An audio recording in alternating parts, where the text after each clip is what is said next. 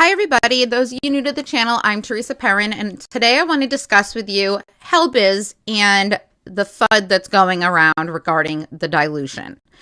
I'm going to show you exactly the dilution that is occurring in HLBZ, and I'm going to show you in this video why I believe that this is due to predatory lending with Yorkville and them forcing a hand, probably through an affiliate, to short down the stock, which is why I believe it was shorted down to that 11-cent low, only to force their hand by decreasing their market cap to have to dilute this company.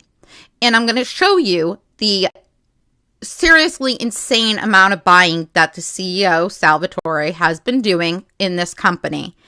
And if you think for 1 minute that the biggest owner of the company, being the CEO himself, is intentionally diluting the company to screw over shareholders, you have to be seriously either stupid as can be, no offense, or just misinformed. Or perhaps you just believe FUD that's being spread, which is the reason why I am taking time out of my Sunday to make this video for you. Guys, HLBZ is under attack. I can't be any clearer than I have already been in regards to that. The CEO, I am sure, is currently now well aware of the situation.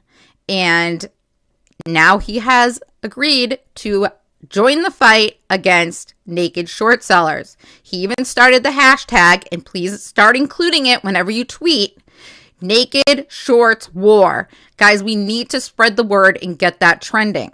So hashtag Naked Shorts Wars in all your posts going forward when you're talking about any company, not just HLBZ, that is under attack. Get these CEOs of other companies on board, because this is a big problem across our US stock market, and it needs to be addressed because they are making good companies have to make decisions that they do not want to in order to keep their stock listed. And as a result, they're on a stock exchange that literally is stealing from us and from the companies. And we need to fight back. I would highly encourage every single one of you to write to your congressmen or women, because they are the only ones that can oversee the SEC and FINRA and explain to them what is occurring, whether it's about HLBZ or any of the other stocks that you were invested in, or include them all as examples in your letter. We need to do this as investors. We need to stand up. Now, let me show you what's happening in regards to dilution and my supporting evidence for why.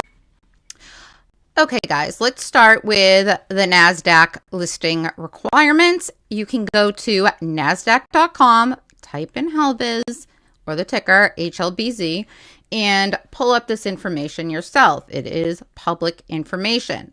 So HLBZ has multiple issues going on here. In fact, 3. We have annual shareholder meeting, which is an easy fix. And of course, the CEO is well aware of this. This is the latest one. But the other 2 are regarding the minimum bid price, in which HLBZ needs to regain $1 for 10 consecutive business days.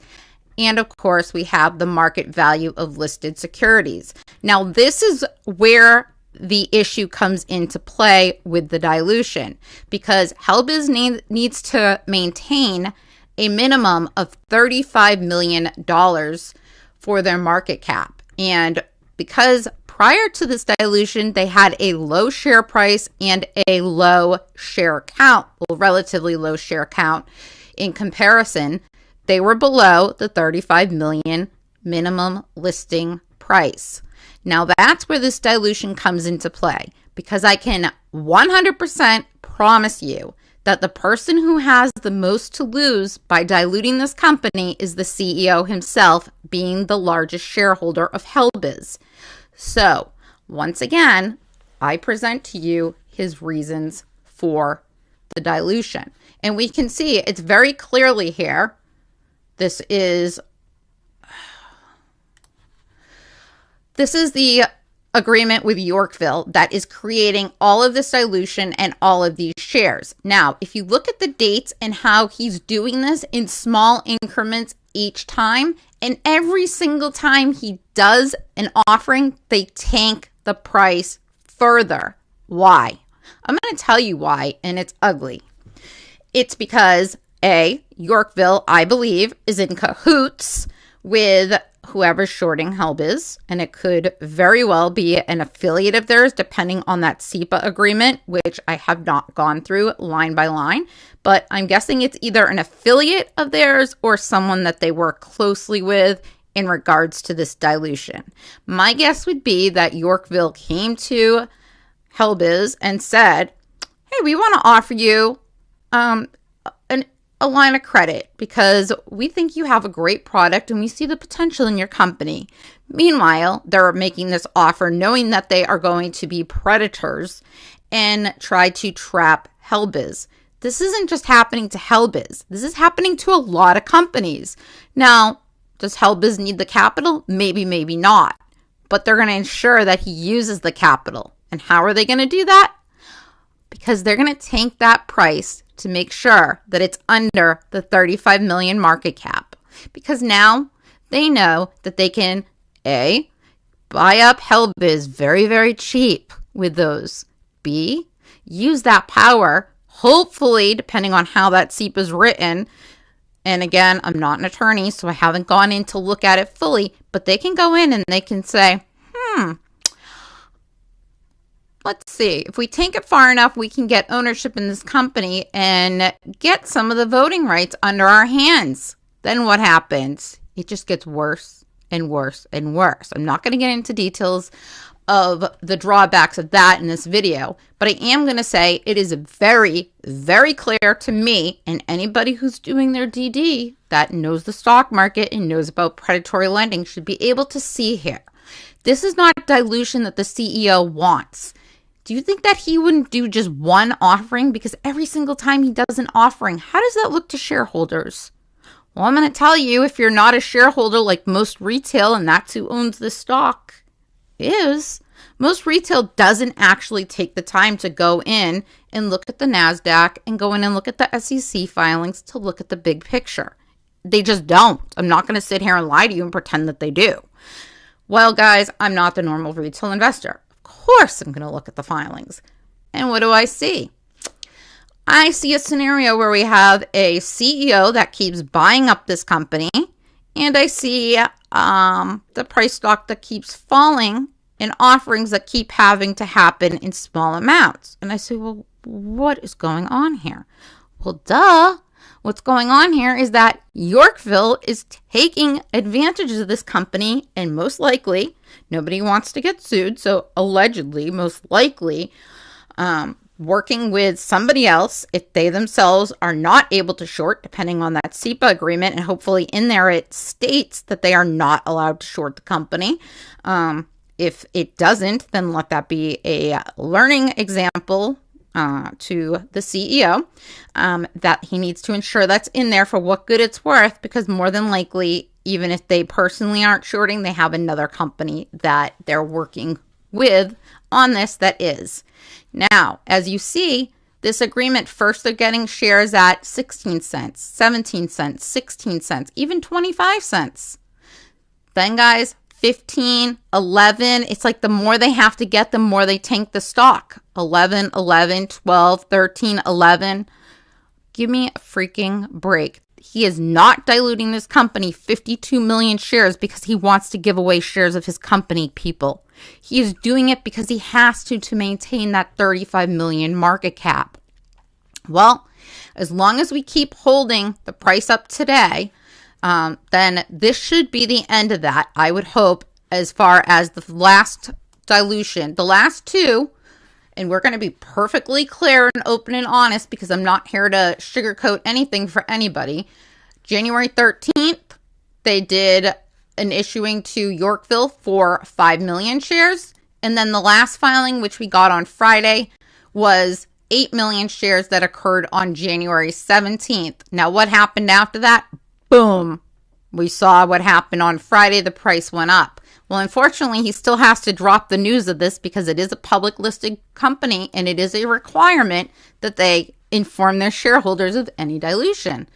All right, guys. So, I mean, who knows? There could be more coming the next couple of days for what happened in between there, but let's hope not. Let's hope Friday was the end.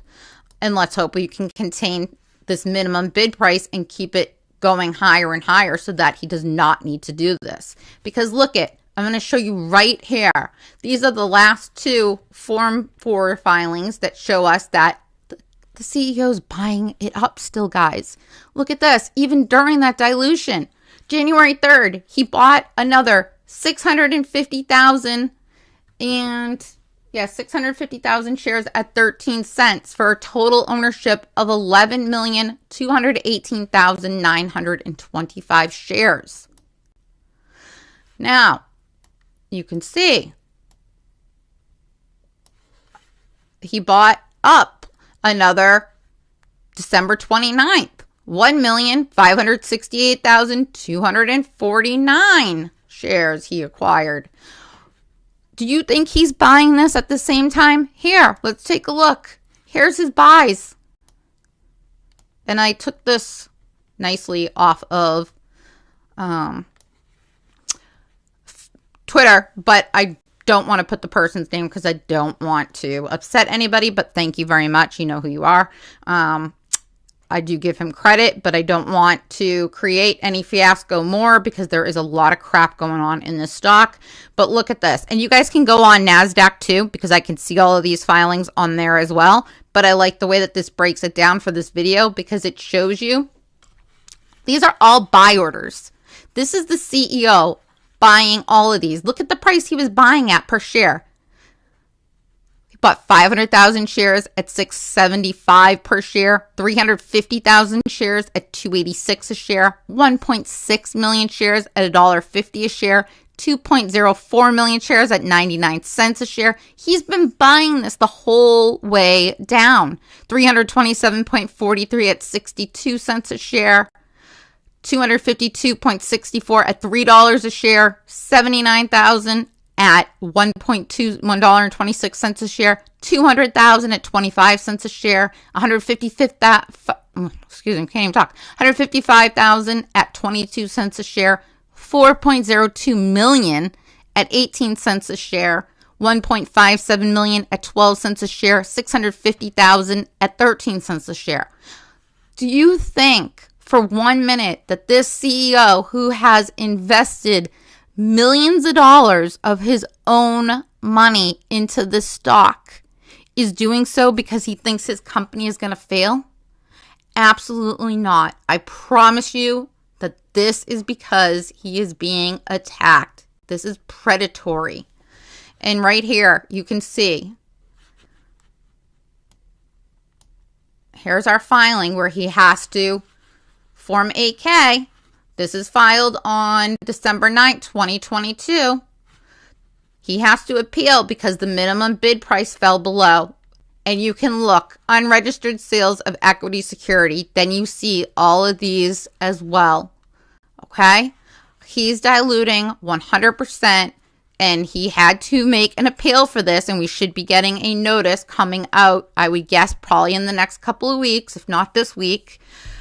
He had to appeal them, and he has until June 6, 2023 to get that market cap above 35 million for 10 consecutive calendar days. Guys, it's ugly what they're doing. It is very, very ugly. So, of course, when he wants this appeal, he doesn't want to be delisted. Nobody fights to get their company on the NASDAQ to have it delisted. They are attacking him 100%. This is not on him, and people need to stop this crap. Seriously, guys, I hope this video helped you understand what's going on. Feel free to leave a comment below.